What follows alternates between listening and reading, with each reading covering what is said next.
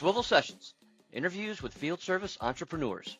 Get insights and strategies from those who took the leap and risked it all to start their own home service companies.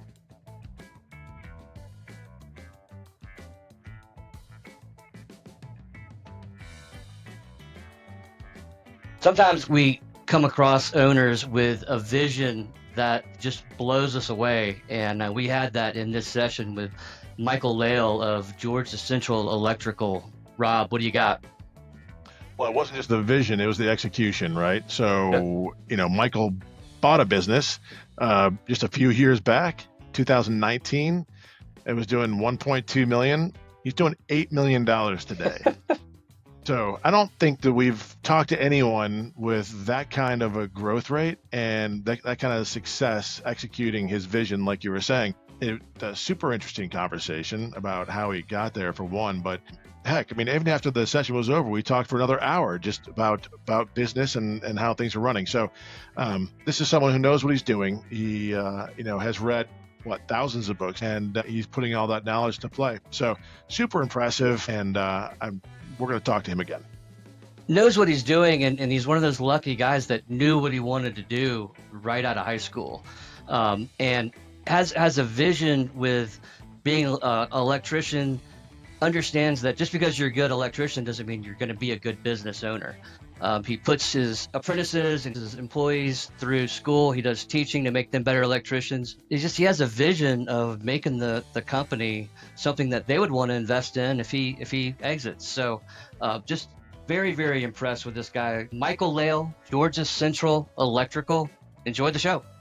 Welcome to Swivl Sessions, where we dive into the world of field service entrepreneurship. Now, before we get going into today's interview, let's introduce the hosts you'll be hearing from. First, we have Jeremy Edgar, whose girlfriend baked 100 cookies for us for a rugby tailgate, and apparently he ate 90 of them. Forget closing deals. The only thing Edgar's closing these days is his belt another notch. Edgar, take it away. That is not cool, man, but thanks for those kind words. Some weight, dude. Hey, Michael, over here is Tyson. He's a field service guru and full-time feng shui enthusiast. He's rearranged his office so many times, we're pretty sure he's searching for a portal to Narnia. Meet Tyson. Every time it looks better, though, right? Yeah. Last but not least, Michael, I'm going to throw a word out at you, okay? Hypothyroidism. Have you ever heard of that?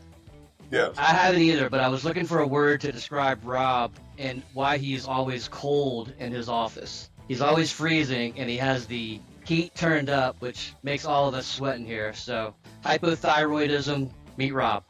Well, apparently it's because the thermostat's right behind the TV, and the TV, when it's on, makes it hot next to the thermostat. I didn't know that. But I'd rather go with hypothyroidism. That's your story. Fine. All right, whatever. So today, we're excited to introduce Michael Lail, owner of, did I say that right? Lail? You had it right the first time. All right. Yeah, Owner of Georgia Central Electrical, an electrical service company based here in Tyrone, Georgia. It's just south of Atlanta, where we're at. So, Michael, welcome to Swivl Sessions. It's great to have you here. How are things going in Tyrone? Very well. We're just south of Atlanta, so we cover the Atlanta metro area. So when you ask me about Tyrone, you're pretty much asking about Atlanta. Atlanta's doing well. I am. Sometimes. My son plays lacrosse, and all his tournaments seem to be down in that area. Because Tyrone's next to, Woodward, right? Yeah, the school's right down there. Yeah. So all the schools they play are down there in Noonan and all over down there. It's a really nice area. There are some nice areas. There are some not so nice areas. Yeah. Anybody's familiar with Atlanta knows you can go from very nice to very, very not nice in about 4 miles. Less than that. Not even. Yeah, you're Especially right. in my area. Well, okay, so we'll get started here. Michael, we'd like to start off with background. So the background I'm talking about is what you were doing before you actually started this company. Like, you can go way back. What's kind of your background there? Work history. So depends on how far you want to go back, but let's start. You said specifically before I started the company, I was actually working for this company before I bought this company. This company existed and had a previous owner. The previous owner was a person I had worked for before in a past life. And then we came back together and worked together, and he asked me to run the company for him. And so after a while, there was a long story between starting to work for him again and then buying the company. But that is essentially what happened. I worked for him for a few years and then bought the company from him. That's been back pre-COVID. 20. Okay. Not too long ago. Go a little further back, Mike. How did you get into this particular side of field service? Were you doing something that kind of piqued your interest before, or A it lot just of kind people of just are afraid of electrical. I know I am. I can. So I was actually explaining this story earlier today. I was in high school when I decided I wanted to be an electrician. So nice? if you want to get to that part, boy, that was a that Yeah. was We Yeah, love let's it hear all. it. Let's hear story it. for me. I was not had no interest in doing electrical when I was in my era. I'm gonna tell my age now too. In my era, they were saying get into computers because that was just the up and coming thing during that time period. And I was interested. I was pretty good with computers, and but I got into a class that in high school that I had no reason to be in. It was just a filler class, and part of the class was learning to do simple electrical, which was a switch and a breaker and a light. And from that point forward, after that, I changed everything, and everything's been electrical from that point to now. And I just didn't realize how much it would grow from there. Once I graduated from high school, I started in doing electrical, and I've been doing it ever since. And that's been I really just I enjoy that part of it. And I growth has always been my driver. Once I got through as far as I felt like I could go with electrical, buying a company was just kind of the next step, or building a company, which that was the story behind me. And the old owner was, I wanted to build it and he didn't want me to grow it any further than it already was. So, that was the option. Either I had to leave or I had to buy this company. And was that kind of the aha moment, or the realization? Okay, I've got to jump off the ledge here and step up and buy this thing. It was necessity. It was I either needed to do it or I needed to have my own company. I needed to do the things that I wanted to do.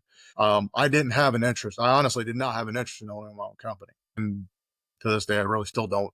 But that was never the idea. But I did want to run the company, and nobody was going to let me run the company the way I wanted to run it without having it be mine. So, all right. So, what was the decision to purchase this company versus starting your own? I mean, is there a big barrier to entry in starting your own? I mean, Yeah. So you could have done that. the barrier to entry for starting an electrical business is not huge, but it's a long building process. And there's a lot of skill sets that you won't have when you start electrical company, and that's for any company. I don't know if you guys read the book, The E-Myth. E-Myth is a book that basically talks about somebody who starts their own business because they're good at it. And I was an electrician, and the fact that just because you're a good electrician doesn't make you a good business owner. So all those skills that I was missing would have had to been built over that period of time. Because this was already built. There's a lot of skills I was able to not have to have, which was building a business from the ground up. That's a great way to do it. I'm with you. It's an expensive way, but it worked, and he got money out of it. I got a business that I was already a part of and knew.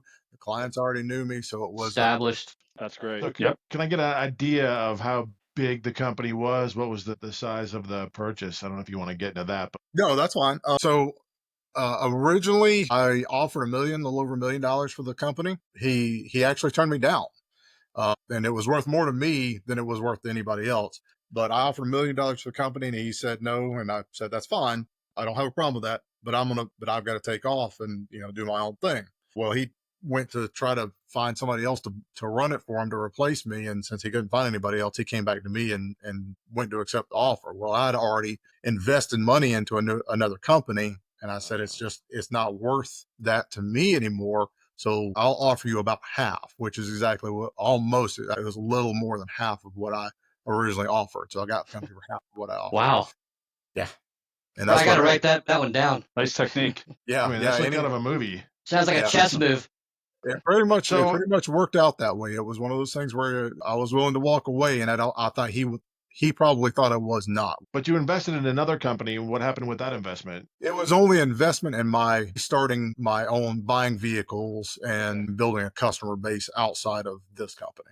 I gotcha. So So that right there was Then you just merged it together. correct. That's exactly what happened. The vehicles I had actually got brought into this company, and the customers I Did had you got brought into this company.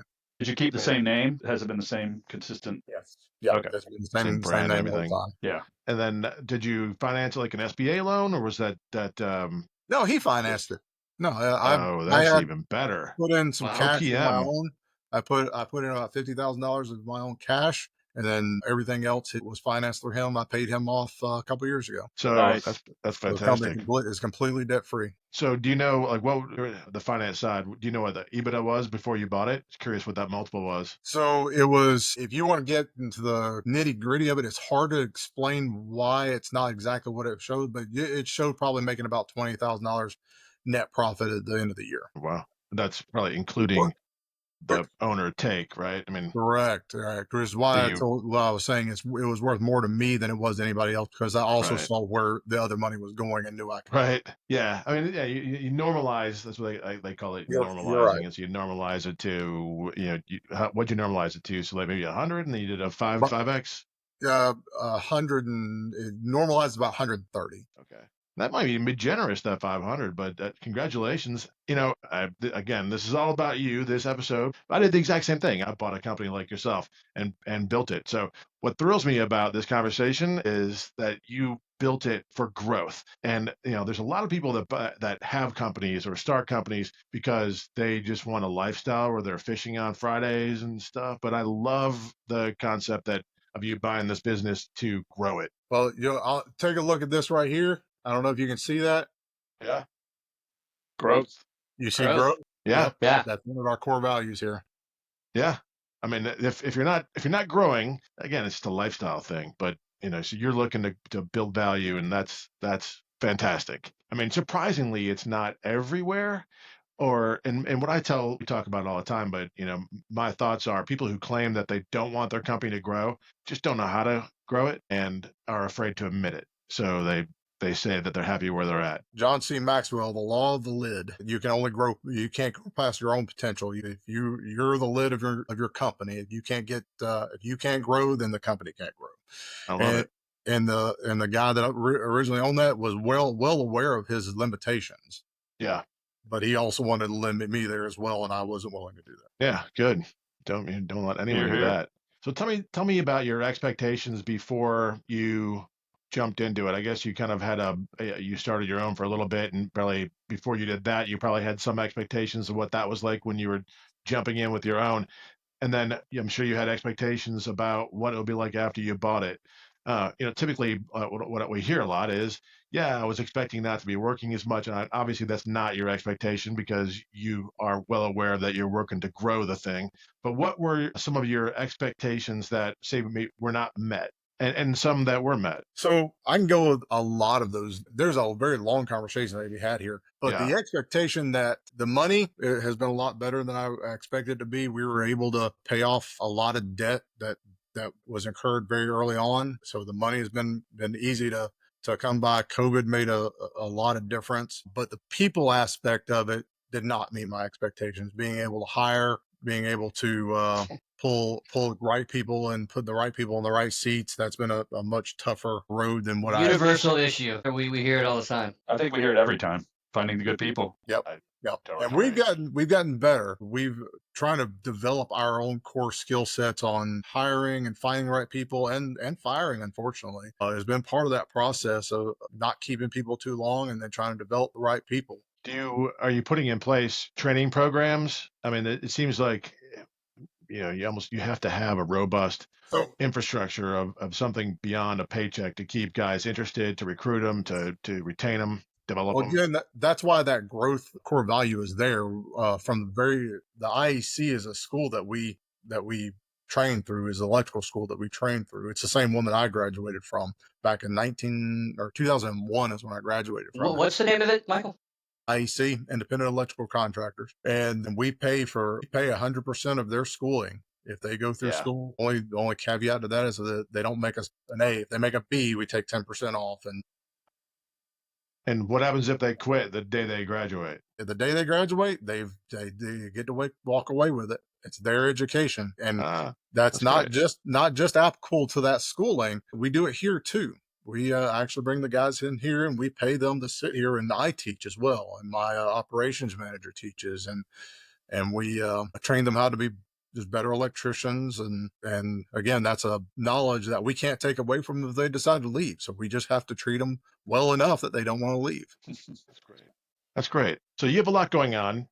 Sounds like your business is doing well. So current state, what issues are you struggling with? Do you have any hurdles that you're currently trying to overcome besides the hiring and So which I don't know everyone's going to do that, but we outpace money more than we outpace anything else. We have more ideas and we have more customers than we have money to go capture. If we had all the money in the world, we could grow tenfold easily. But our ability to learn to run a company, and our ability for me to hire people that know how to run a company, has been the only real obstacle. And then of course the people, just hiring more people, the field staff.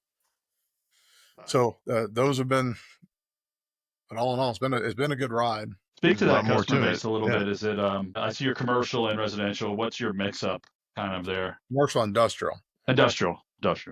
Yeah, we stay away from the residential. No residential. Okay. So the customer base is a odd one, and if you guys are familiar with the Pareto principle of 20% of your business comes from 80% of your customers, ours is more like a 10-90. We have a relatively small client base with a very large amount coming from each client, of clients that are continuously hiring us again and again, to get us into just pretty much a daily thing. So Home Depot would be a good example of a client of ours that brings us in, work for them. We have a client on one of their sites pretty much every day. And it's not construction. It's not like they're hiring us to do these large sites. They're just hiring us tomorrow to install something. They're hiring us the next day to take something out. They're hiring us the next day to fix something. So it's not Home Depot that's hiring you directly. It's like a GC that's hiring you. Nope. It is actually Home Depot. Oh, it is Home Depot. Okay. It is Home That's Depot. great. Now, what's great about this is there's also GCs that work for Home Depot, but because we have the relationship and with Home Depot, they hire us as well. So we actually do work for GCs that also have hired us to work inside of Home Depot. Nice. Yeah, that's a good client to kind of put up there and as a poster child, because that just oozes trust, right? It is. Yep.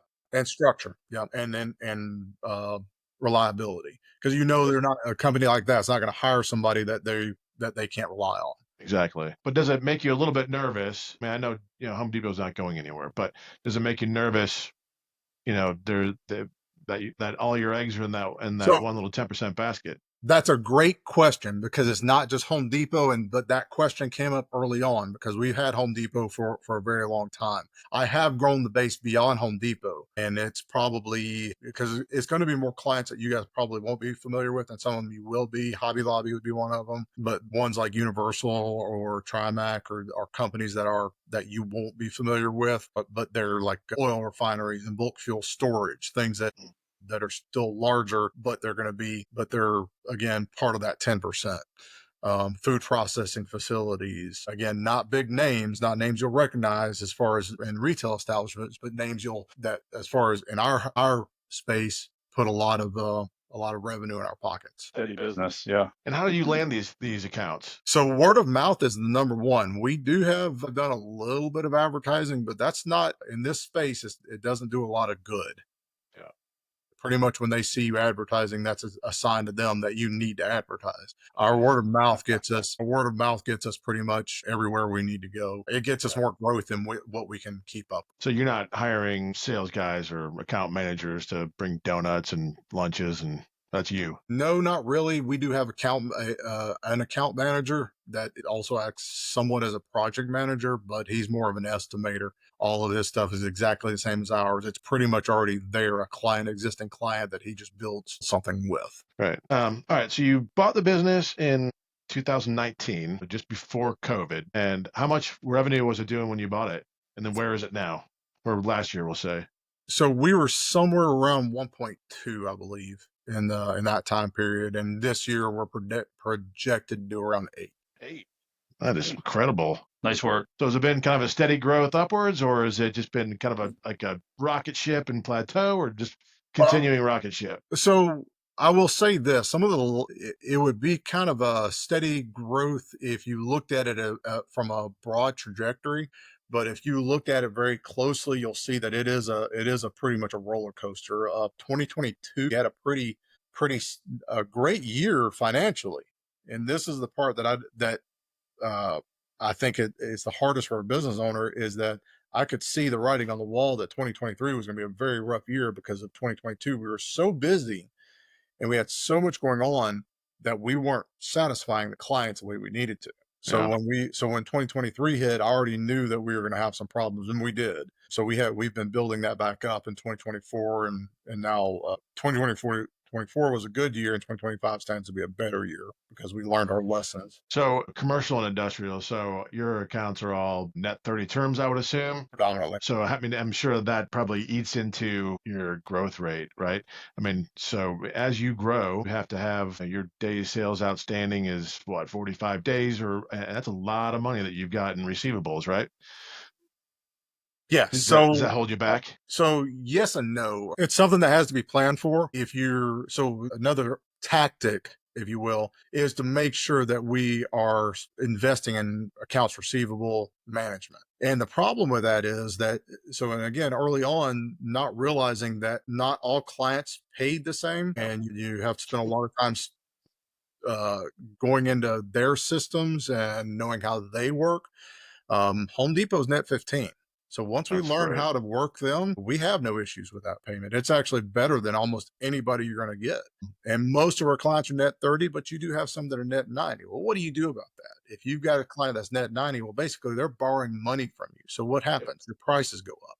Yep. So if we have somebody that's asked us to do work and they're net 90, well, we're going to basically charge them an interest rate, so to speak. And that's going to cover if we didn't have the cash and we had to borrow the money, it's going to cover that money. So Yep. we actually make what we would call you could call an interest rate off of the fact that they're net 90. So it's an advantage to us. There's a secondary advantage there to take as well. Again, forgive me, I ramble when I get into this stuff. So We This is love good it. rambling stuff. I love Yeah. it. but We have a Yeah. great editing team. But I will tell you that one of the other things that we learned is that the net 90 keeps other people out. So when you've got a company that was running 2 or 3 people and they're running a little beat up pickup Oh, truck, yeah. I Right. don't have to compete with those guys because they can't afford to do net 90. They That's can't right. afford to do net 45. A lot of them are asking for money up front, which those customers will not pay. So that's a space that I like to be in. When I know that my competition, the competition that's willing to undercut me, when I know I can beat them, then that's my space because I can compete with the larger guys, but I can't compete financially with 2 guys running a beat up pickup truck. Yeah, it is a great barrier for your competition for sure, and it's really a profit center. Really, if you're handling it well and you can collect it 90 days, and I don't know if you hit them with interest charges or finance charges, or do you just build it into your prices and here's It's your built quote. in as part of the quotes. Yeah. And I bet you if you calculated that, you'd be having a killer rate of return on that extra 60 days. I've never understood like why those customers don't understand that. Like they're paying so much more because they're not paying on time. You're exactly right. Exactly Uh, right. But if they don't know that it's being built in there, it's not showing up on their balance sheet that way. correct. So Yeah. Right. Right. it may not show up that way, but Yeah. my prices are Yeah. still competitive enough. But it's a profit. It's a profit center for you. And I think a good AR team. There's a little bit of sophistication that's required to be able to identify that, even for one, and then create a structure where your pricing is such that you are increasing those prices for those customers. I think that's fantastic. It's obvious to me why you have grown your business from 1.2 to 8 in just a few years. So congratulations, hats off. Michael, we're obviously a software company, and we like to scratch that tech itch, particularly with companies like yours that leverage technology with large scale installs or managing techs in the field. What does Georgia Central use as far as a platform and communication with clients? And so most of them do kind of the same thing at different levels, but it becomes a funnel and everything that comes in. So if you've got a client base that you need to deal with, and you've got techs that you need to deal with, and subcontractors you need to deal with, everything gets pulled in that funnel. Because if you don't have that technology, what happens is if you're trying to do everything off of an Excel spreadsheet, it doesn't work. You're in the weeds. Not that level. And that was what I got into with the old owner was we need to invest not $100 in this. We need to invest thousands of dollars into this to get moving. Right. And so we took the software and we started putting everything into that. And now everything is already pre-built, and that cost is giving us a large rate of returns, and it's a better better service for the clients because we're able to communicate through that software. We can take that software and send them messages out of that software and tell them what we're doing and let them know without having to call them or bug them or have communications with the text from the software. And it's saving us a lot of time trying to make phone calls and trying to use text messages and so on and so forth. If there was one thing that you had to say you don't like about it, or that it wasn't doing for you, or checking that box, what would you say that is? Are we speaking specifically of the software I'm using now? Or anything. What would you like to see in any software? A larger base of integration. So for instance, the integration to financial software is already there, but QuickBooks obviously being the most popular one, it does hamstring us to QuickBooks. Yeah. So I don't have a problem with QuickBooks at our size now, but it does appear that we may be outgrowing it. What would be the next one that you would go to? I don't. So part of the advantages of my job is that I delegate that stuff. Well, I hear of them, but I've got two people in my admin team that know a lot more about that than I do, that I'd ask that question to. Oracle by NetSuite is the only other one that I can think of that comes to mind that I would consider, but I don't know enough about it to really actually even recommend it. All right. So future state, what does it look like? What does Georgia Central Electric look like in 1 year, 5 years, 10 years? What are your goals? So our goals are 15 million by 2030. I think we're going to outpace that, to be honest with you. But that was our 10-year goal in 2020.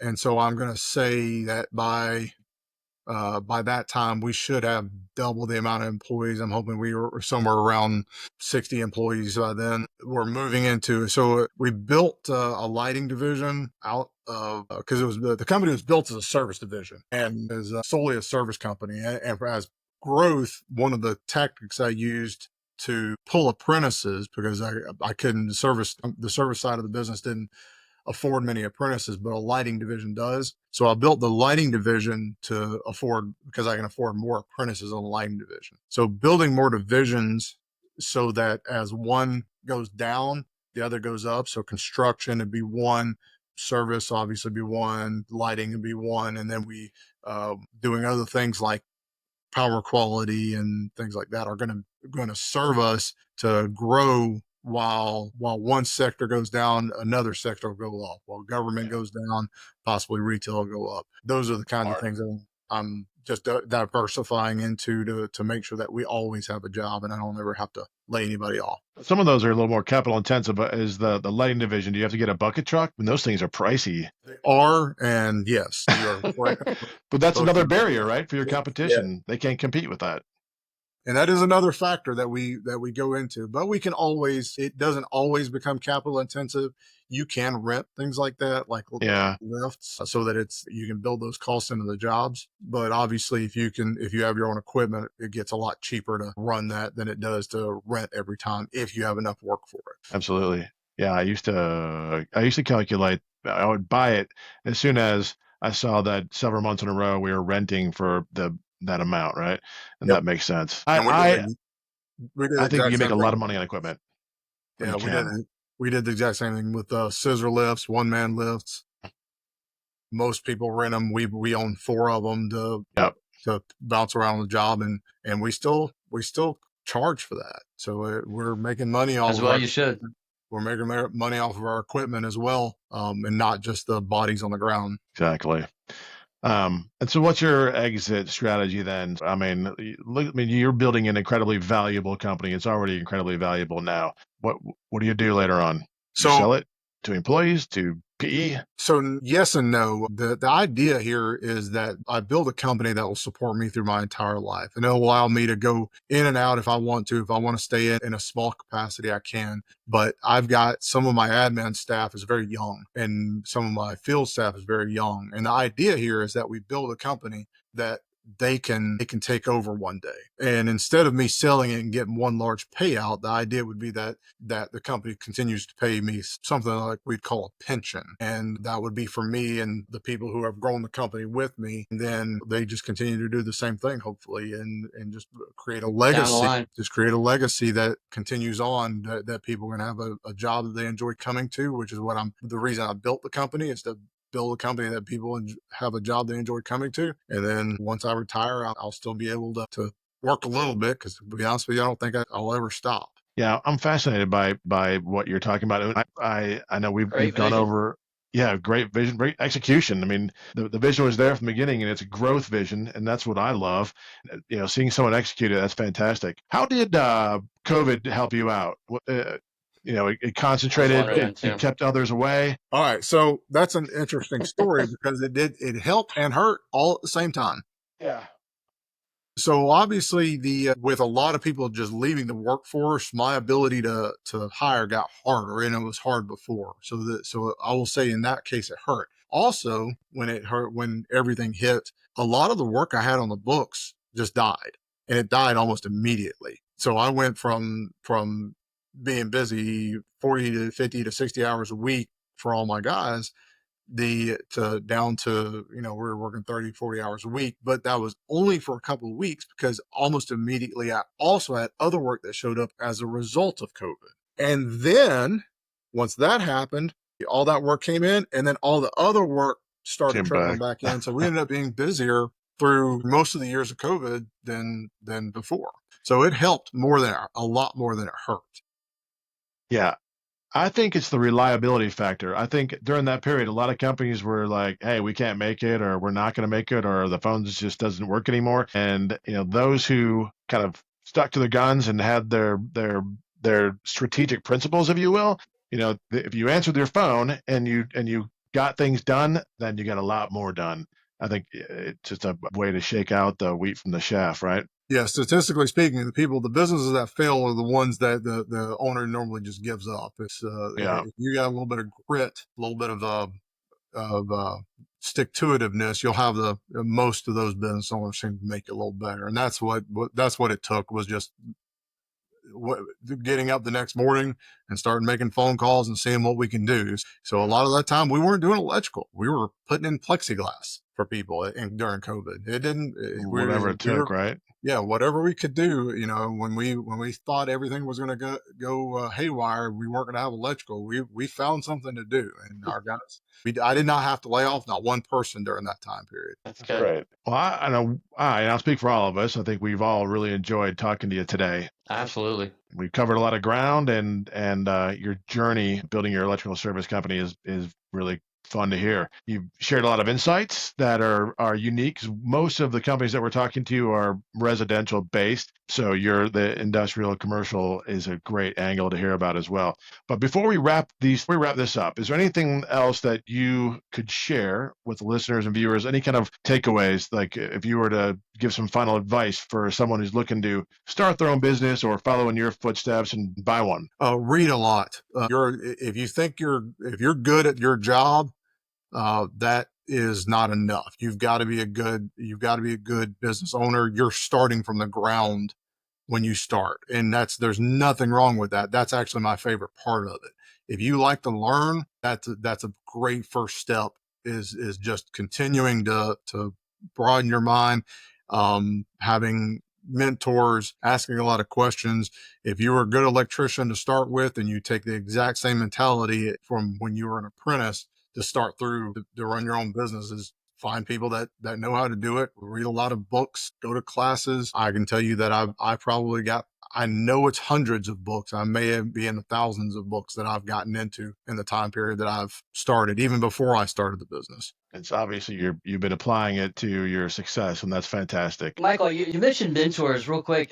With what you're doing with the IEC school and teaching also, did you have someone like that in your kind of just out of high school and formative electrician years? Did you have a few people that did that for you, or Are we talking about the business or electrical specifically? just anyone that was helping you with a mentorship of like what you're doing with the IEC school, and you're also teaching employees as well? Was there someone like that 20 years ago that was doing that for you? I don't honestly know that I had anybody that was growth driven like I am, but I do have the owner of the company, that the first electrical company that hired me. He is actually my mentor as far as right now. I still talk to him to this day, and I worked for him back in that was back in '97 when I started with him.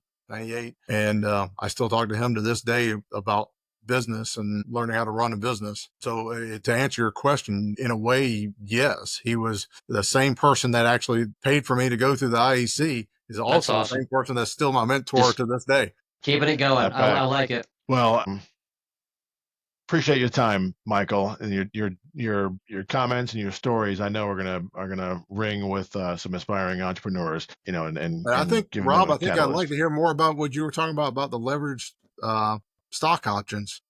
Yeah, I saw you had your too. Yeah, I mean, there's great ways to do it. And I can't speak intelligently enough to go into the details about the taxes, but I know it's just a good structured way it's a good structured way for these lawyers to make a ton more money, for one. But it sounded like it was a pretty good option. It could save you a lot of money in the taxes. I mean, deferred. But yeah, I'll see if I can dig that book up, and if I can find it, I'll send it to you for sure. That'd be Maybe great. I can just find a copy of it. But yeah, if you can send me a link, I'm a book nerd. So if you obviously, that's great. It's called a bibliophile, Michael. I'm right there with you. So we can and smell our own. history, that's that guy. All right. Well, that was an incredibly enlightening conversation. A huge thanks to Michael Lail for sharing those valuable insights and stories. It's great to see how much hard work, passion, and dedication that you put into Georgia Central Electric. So you definitely have a true entrepreneurial spirit and the growth trajectory. That's what I love to hear. And for all of you who are watching or listening, if you're in the greater Atlanta area and you're in need of any kind of electrical services, I know it's mostly commercial, industrial. Do you do any residential? No.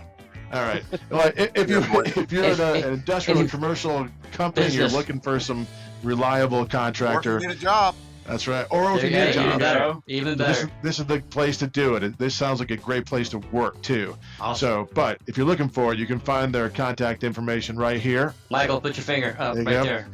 And Right. believe me, you're working with a true, reliable expert in the field. So once again, Michael, thanks for being here with us on Swivl Sessions. Thanks, Michael. Thanks, Michael. And that's a wrap. Thanks for listening or watching.